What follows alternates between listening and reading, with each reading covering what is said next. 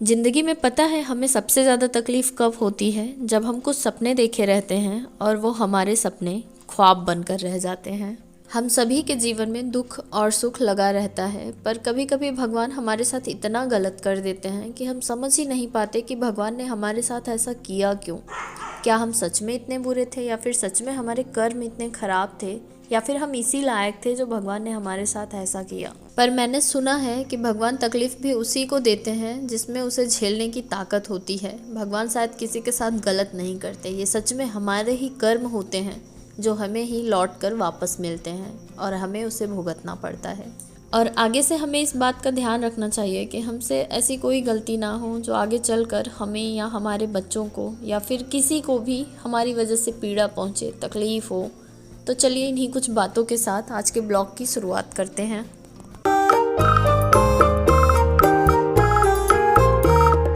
Hello good morning to all of you. Welcome back to my channel Stree Dream. कैसे हैं आप सभी? उम्मीद करती हूँ आप सभी अच्छे होंगे, स्वस्थ होंगे और अपने कामों के साथ साथ अपनी पढ़ाई भी कर रहे होंगे। मैं भी ठीक हूँ और घर के कामों में लग गई हूँ। सुबह होते ही ना हम हाउसवाइफ का यही काम होता है कि कुछ काम हो या ना हो, किचन का काम ज़रूर होना चाहिए। जैसे ऐसा टारगेट होता है ना कि जीवन में उठने के बाद सिर्फ खाना बनाना है।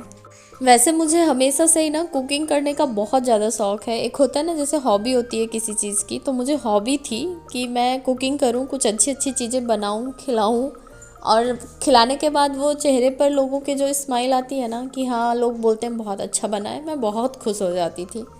पर अब ना जैसे इन सब चीज़ों से कोई फ़र्क ही नहीं पड़ता। अब ऊब गई हूँ मैं खाना बनाते बनाते, अब तो मन ही नहीं करता।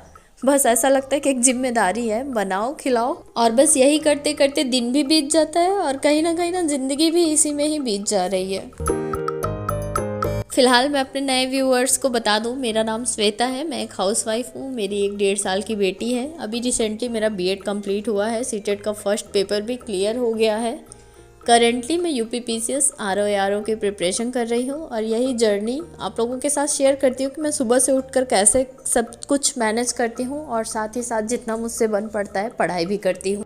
फ़िलहाल मैं रोज़ सुबह 6 बजे के पहले ही उठ जाती हूँ। 10 मिनट, 5 मिनट, 15 मिनट, ये है कि 5:45 से 6 बजे के बीच में मैं चाहे जैसे उठ जाती हूँ। कभी कभी ऐसा होता है कि सारवी मेरे साथ ही उठ जाती हैं और कभी कभी ऐसा होता है कि ये सोती रहती हैं और मैं उठ जाती हूँ। जिस दिन ये सोती रहती हैं उस दिन मेरे काम जल्दी हो जाते हैं, और जिस दिन ये मेरे साथ में उठ जाती हैं उस दिन ऐसे ही काम होता रहता है। जैसे अभी मैं वॉइस ओवर कर रही हूँ, साथ ही साथ ये भी लगी हैं मेरे साथ।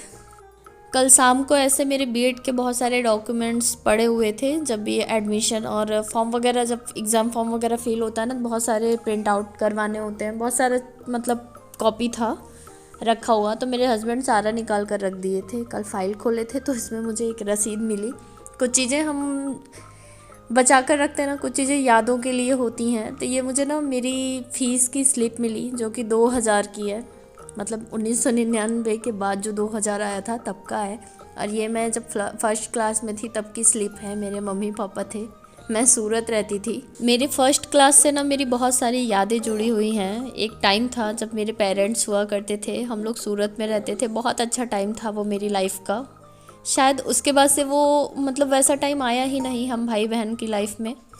और ये जब मैं फ़र्स्ट में थी ना, मैं आप लोगों को बताती हूँ कि जब दीदी और भैया पढ़ाई करते थे, मतलब मैं दीदी से 5 साल छोटी हूँ और भैया से 2 साल छोटी हूँ। दोनों लोग स्कूल जाते थे, मैं छोटी थी तो मम्मी मुझे घर पे ही रखती थी, मैं बहुत बड़ी नहीं थी।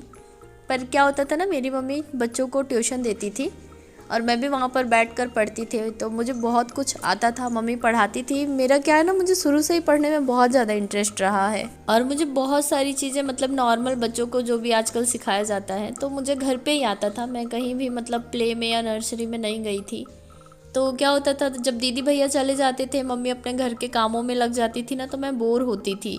तो मैं मम्मी से कहती थी ना कि आप उन दोनों को भेज देती हो, मुझसे घर का काम कराना चाहती हो, इसलिए मुझे घर पर रखती हो। मेरी मम्मी बहुत हंसती थी, पर मुझे ना जैसे ये वाली बात बहुत सीरियस लगती थी कि मुझे सच में घर पर इसीलिए रखा जाता है ताकि मैं घर के काम करूँगी। और मेरी मम्मी ना फिर मुझे सूरत में क्या होता है ना, जैसे सुबह में भी स्कूल चलता है, शाम को भी स्कूल चलता है। मम्मी मेरी फिर मुझे शाम के टाइम पर भेज कर, एक दिन मैं बहुत रो रही थी तो एडमिशन करवाई थी मेरा। और जब मैं गई थी इंटरव्यू देने के लिए तो मुझे इतना सब कुछ आता था कि मेरा डायरेक्ट ना फर्स्ट क्लास में एडमिशन हो गया था, जिससे मेरे भैया बहुत ज़्यादा दुखी हुए थे, क्योंकि मेरे भैया नर्सरी, जूनियर, सीनियर, केजी सब पढ़कर तब फर्स्ट में आए थे और मैं डायरेक्ट फर्स्ट में चली गई थी। कभी कभी पुरानी बात सोच के दिल कितना खुश हो जाता है ना। बस यही सब सोच रही थी मैं, और यही सब सोचते सोचते ना मेरे आज सारे काम ख़त्म हो गए लगभग 9:30 ही बजे के आसपास।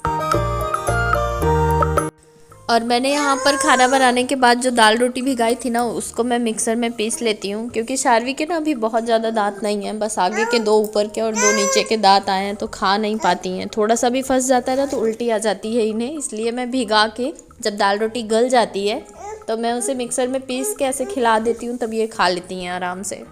और मैंने खाने में दाल रोटी सब्जी बनाई थी, चावल बाद में देखूंगी, अगर खाना होगा तो बना लूँगी गरम गरम, क्योंकि अभी से बना कर रख दूँगी ना तो ठंडा हो जाएगा। खाना खाएंगे सब लोग 12:30-1 बजे तक, और मम्मी तो आती हैं 2:30 बजे तक। और मम्मी का आजकल एकदम सात्विक भोजन चल रहा है, तो मम्मी का कोई फिक्स भी नहीं रहता क्या खाएंगी क्या नहीं खाएंगी। बाकी यहाँ पर मेरे सारे काम ख़त्म हो गए हैं। मैंने चादर और कपड़े सब धुल लिए थे, जब मैं खाना बना रही थी तभी मैंने मशीन में लगा दिया था, तो अभी सब मैं खंगाल कर और उसी में ड्रेन करके लाकर धूप में डाल दे रही हूँ। काम चाहे जितने जल्दी ख़त्म कर लो, पर अगर आपके पास बच्चा है ना तो आप शायद पूरा दिन फ्री नहीं हो सकते। और बच्चे सोते भी उसी टाइम है ना जब आप काम कर रहे होते हैं। जैसे ही आप काम करके फ्री होंगे बच्चे उठ जाते हैं। पता नहीं क्या वाइब्स आती है कि बच्चों को पता चल जाता है कि मेरी मम्मी फ्री हो गई हैं। कभी कभी तो मैं बस यही सोच कर इमोशनल हो जाती हूँ कि पता नहीं कैसे हमारे माँ बाप हम लोगों को पाले होंगे, क्योंकि कभी कभी बच्चे ना बहुत ज़्यादा परेशान कर देते हैं, कसम से रोना आ जाता है। और जब अकेले देखना पड़ता है ना तो और ज़्यादा कभी कभी इमोशनल हो जाती हूँ मैं, और मुझे मम्मी की ना बहुत याद आती है। काम सारे खत्म हो गए और अब आ रही है इनको नींद। जा रही मैंने फटाफट नहलाऊंगी और सुला दूंगी, क्योंकि मम्मा को पढ़ाई करनी है ना। मम्मा को पढ़ाई करनी है। हाँ बोलो, बाय कर दो, बाय बाय, राधा राधा बोल दो। मैं जा रही थी शार्वी को नहलाने, पर शार्वी सो गई और अभी चल रही हूँ मैं, थोड़ी देर पढ़ाई कर लूँगी, समय मिला है। बाकी आप लोगों से हो गया अब विदा लेने का समय। कल फिर मिलती हूँ एक नए सफ़र के साथ, एक नए ब्लॉग के साथ। तब तक के लिए बाय बाय।